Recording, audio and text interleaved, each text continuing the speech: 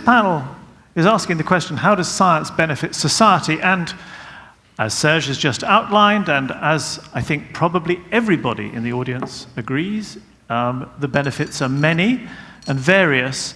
But we thought it would be interesting to start today by just considering what we think are the most important ways that science does benefit society. So that's the first question.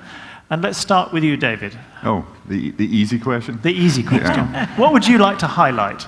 How the most important ways in which science, the whole world, everything around us is based on science. It really is. I mean, if you look around you right now, everything around you right now is based on a chemical reaction. Everything in the world. One chemical reaction alone allows us to have the population of the Earth. We couldn't have 8 billion people on Earth without one chemical reaction, the conversion of nitrogen into ammonia. It'd be completely impossible, which was invented by humans using science. That's one of the most important ones. But for everything, pharmaceuticals, agrochemicals, technology, all of this is based upon science. It's kind of funny to me that there's sometimes skepticism in science, which is spread using these devices in our pockets that were created by science. Yes, it's ironic, isn't it? It's ironic. So yeah, science ultimately is everywhere around us and is intrinsic to everything we do. Thank you very much. Nice and succinct. Thank you. And a plug for chemistry along the way, from a chemistry laureate, makes sense. Anderson. Yeah, when I first heard this question, the first thing that came to my mind was to think about how I used to think about science when I was a child.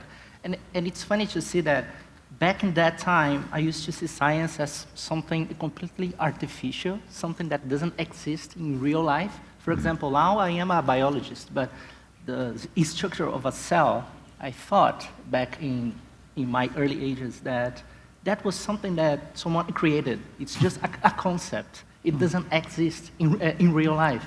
Like, after many decades, right now, I am almost 40 years old. Now, as a scientist, I can see the importance of science as these elements that gives us a critical thinking. It's what makes us have tools to understand very, very complex phenomena without using superstition or pseudoscience, for example. But it's fascinating that as a child you saw science as so remote from life. It was a completely other construct. Yeah. Yeah. That's a barrier to overcome. Exactly. Definitely. Helena. What can I add on top of everything that has been said? I totally agree with both of you.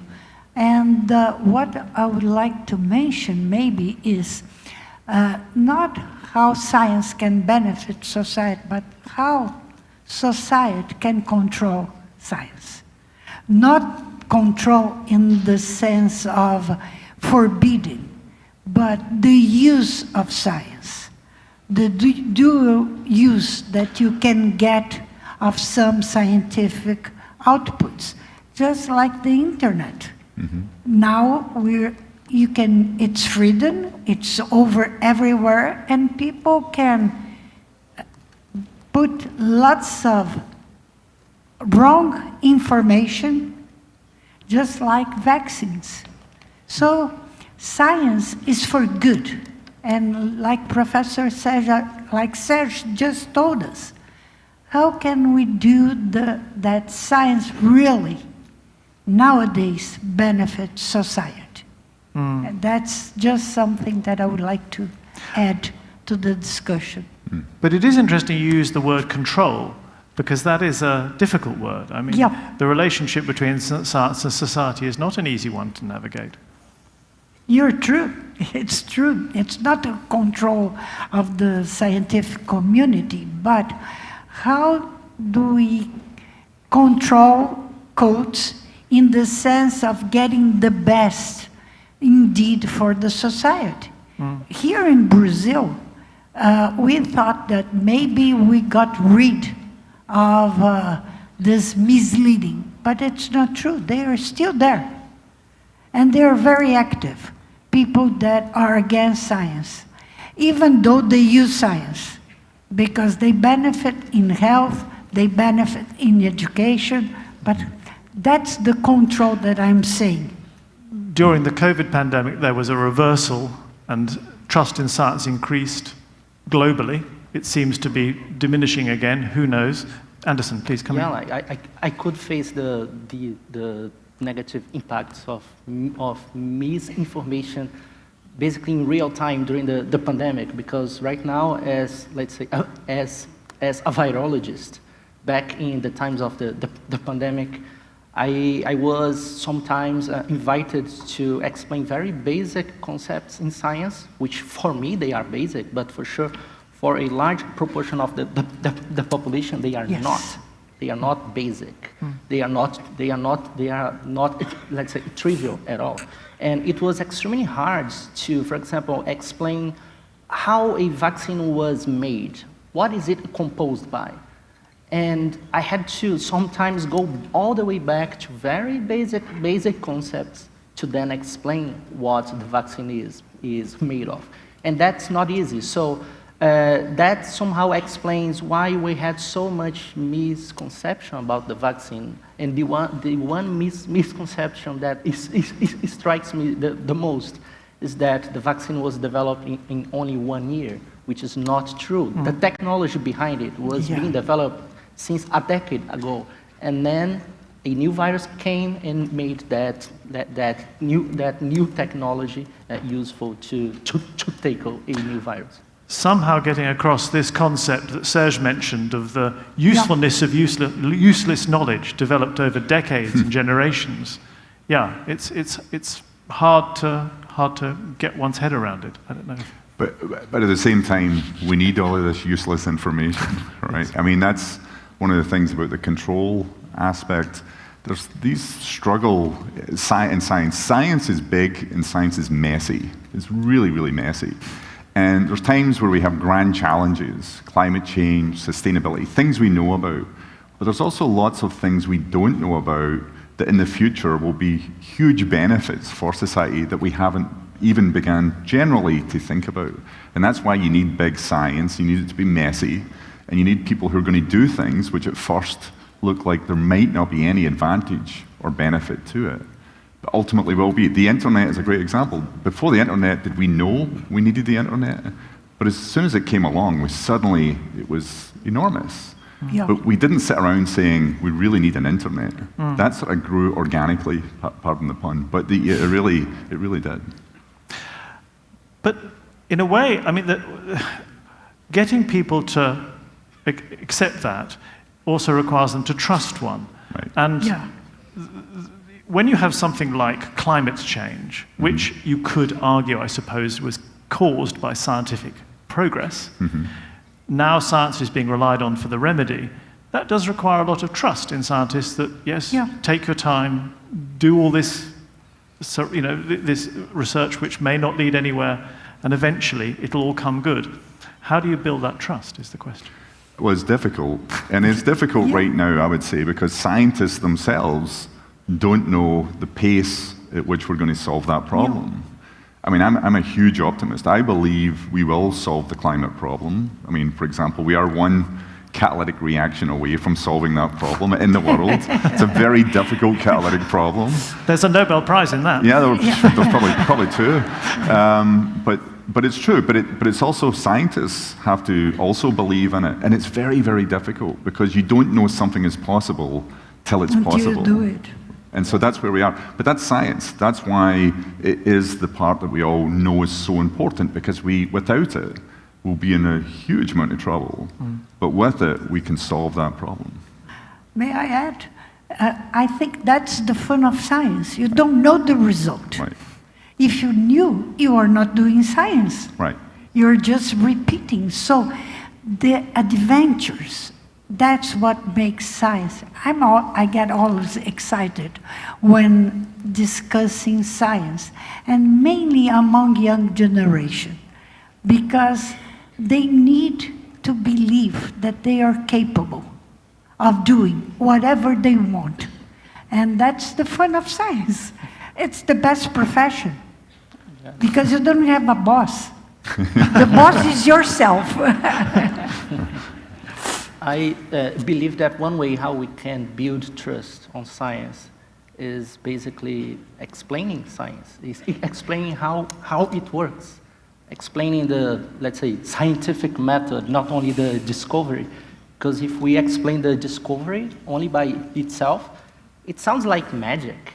Yeah. But if you explain the method and how long it took for something to be discovered, then this makes a little bit more of a more sense.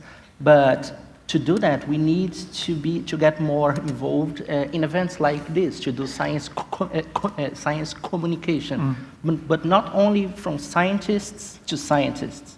We need to make an extra effort to teach science to non-scientists, because that's the only way, in my view, or one of the ways how we can build trust on science. That's such an important point, because yes, it is. You cannot take it as a given that everybody is going to want to listen to you, but they might. There is somebody they want to listen to, and so finding that person and making that connection is very key. May I add, because I got really concerned what happened very recently in the States.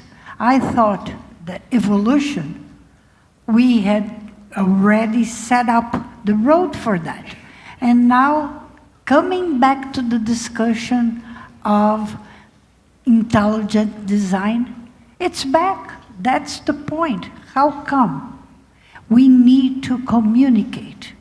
And you, young generation, and you too, because I'm the oldest in here, we need to do it better. How can we really show that you can have your faith? It doesn't. Science and religion are not against. If you have a faith, okay. If you don't, it's also okay. But science needs to prove to society the importance of going on with freedom of thinking, because that's what makes us move forward. Thank you. I wanted to talk a little bit about spreading the benefit of science, because, okay, the benefits of science are there to be, and we all realize them. But UNESCO, for instance, has started to define access to science and the applications of science as one of the fundamental human rights. And yet, that is patently not the case. It's the benefit of science is very different depending on where you live and what your socio-economic group is, et cetera, et cetera. So it's a big and complicated topic, I know, but would you like to reflect on that? It's a difficult one. I mean, pharmaceuticals is one of the best examples of that. If you live in the Western world and your access to medicine is absolutely tied to the financial or the income of the where you live. But what is important, though, is you are now seeing many people and many governments, actually, which is unique, starting to think about ways to make sure that the world receives equal access to medicines. And that is being pushed politically through the idea that it's important to do cost or pricing of, for example, medicines across the world to match what people can actually afford. And pharmaceutical companies, who are often viewed as being these bad actors or bad people, are actually working very hard to do this, because they understand that they have a very bad reputation, and they want to have a better reputation. So I do think you are seeing the democratization to a certain extent of medicine, but it's still a long way from where it needs to be, but it is at least moving forward. I guess Brazil is a microcosm of the world in that sense, because you have such diversity of circumstance. How effectively do you think the benefit of science is spread here in Brazil? Yeah, I have... Please, no, go Anderson, no, Anderson you, first. young generation first. Thank you.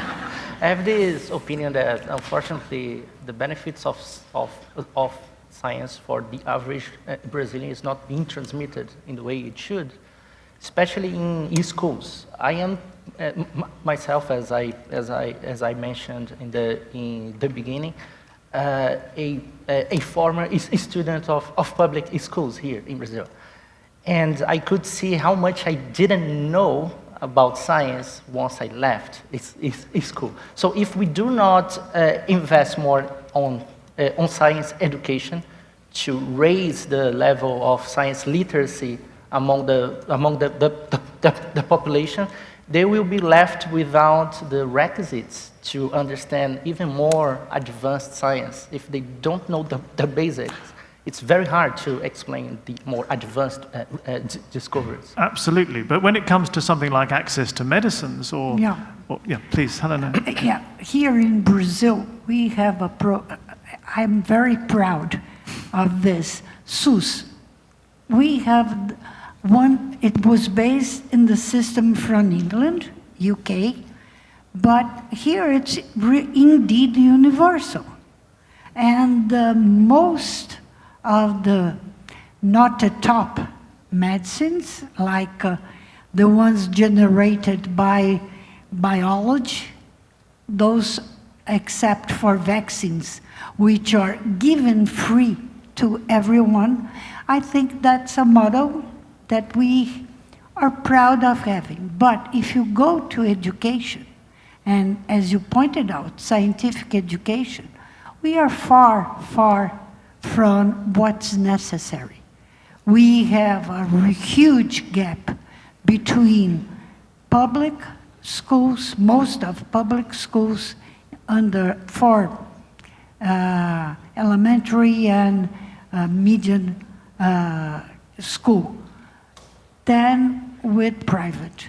So we have to really move forward in order to fill this gap. Thank you. Unfortunately. So this whole day is devoted to thinking about how science and society should work together to get the best possible result for humanity and all natural life on the planet. Science and society working together indicates that you've got to somehow forge very strong links. How do you think, I mean, would you have some change to suggest that would improve the linkage between science and society? As an example, in the UK, there's quite a move now to move social scientists, people who work with people, into science departments to try and help with the transmission of ideas, but also with just the setting up of policy.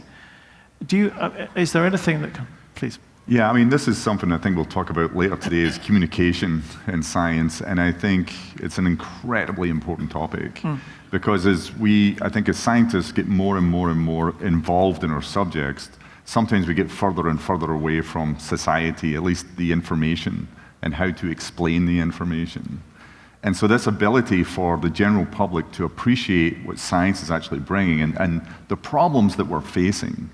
I mean, COVID was an amazing example of, we had a massive problem in society. Scientists effectively reduced that problem through an incredible effort to develop vaccines. And at the end of the day, it still wasn't appreciated at the level it probably could have been. I think across the world, the scientists were viewed higher, but there was still a lot of skepticism that came along with science, because we did a very poor job at times of communicating what was going on with these vaccines. Kind of remarkable when you think in the 50s and 60s, when polio vaccines came along, they were viewed as a godsend. They were viewed as like this amazing treatment that everyone believed in. But suddenly, by the year 2020, when we should be more open to knowledge, when vaccines came along, we were more skeptical. That is remarkable, isn't it? Yeah. If you think about the sociology behind that, that's what's missing. And there are amazing ways or mechanisms in sociology that we can deliver information that most physical sciences don't think about. And I think bridging that gap, the way you mentioned it, is exactly what we have to do if we're going to communicate to the broader population. Yeah, but I think to do that, we scientists, especially those in academia, they need more, let's say, incentives to do science communication, because the way how we scientists are measured in terms of productivity, it still uses very classic and old-fashioned metrics, citations, papers, number of students that you supervise. Maybe we should think about other ways of measuring that, and one measure could be how many times you get involved in outreach, science communication activities, so that you can get credit out of it. Otherwise, I guess there will be no incentives to do that, because we scientists, we are busy doing what the system wants us to do, right? And then we do not devote time to accomplish this that we are discussing right now, to have this better interface with society. And that interface absolutely works both ways. It's both helping people understand what science is doing and what the benefit is, but also learning more about how the benefit might get out there, as your example with vaccine. I totally agree with you. We need to be more explicit when we talk about the benefits of science. We need to make sure. And also, I think, if in schools you involve the teacher and the students on thinking on the way of how to produce science. I always remember here in Brazil, there was the chemistry year, I don't recall the year, but was remembered the measurement of the pH. And Brazil was the country that contributed the most to the global pH, because we involved all students in all public schools all around Brazil. And they understood what is pH, what is the nature, why do we need clean water. We need to have more of these experiments, sharing community with the scientists. It comes back to Anderson's opening point, that science isn't something else out there that is an artificial construct. Everybody's doing science all the time in some way. They can either be involved in experiments, or they're just doing their own thing, which has scientific aspects to it. But yes. Yeah. What a lovely conversation. Thank you very much indeed. And I love this thought that scientists are adventurers and explorers. What more attractive thing could there be? An adventurer without a boss. Fantastic. Lovely thought. Thank you all very much indeed. Thank you. It's been a lovely conversation.